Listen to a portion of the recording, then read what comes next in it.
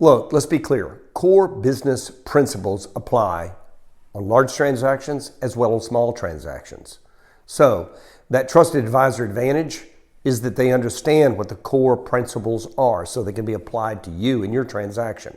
So again, moving forward beyond transactional relationships to advisory partnerships is really what we're about at Downstream Energy Group.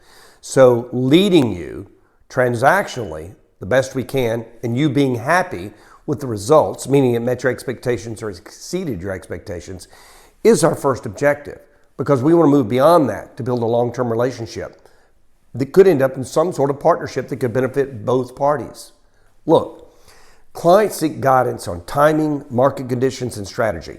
Our team, our company's responsibility is to know where the market is, to understand the market, and to offer that leadership and advice that can allow the client to make the right decision based on the information we provided. We have examples of that. I have an example from a client years back who came to us. We looked carefully at his business, both retail and wholesale, and our team came back and said, look, for some reason, why have you been keeping these units up? Canopies, buildings, parking lots, tanks, pumps, lines, etc. Well, various reasons. So we told him, look, here's what's going to happen when we go to market. That lack of capital expenditures or CapEx is going to weigh into the pricing of your company. So the smart buyers are going to say, look, you're millions behind in upgrades. So we're going to have to make those upgrades. They're then going to deduct that from their bid. So we said, look, you can do that, but be aware and expect it, or you can take the next couple of years and bring them up to speed. Shine these stores up. Make them cutting edge. Hit the CapEx expenditures, and we'll give you the list of the ones that we believe you should do in order to make yourself competitive. He chose the latter. In doing so, it took 3 years. But guess what? 3 years later, he called back. He did everything we suggested he do and more. That paid him.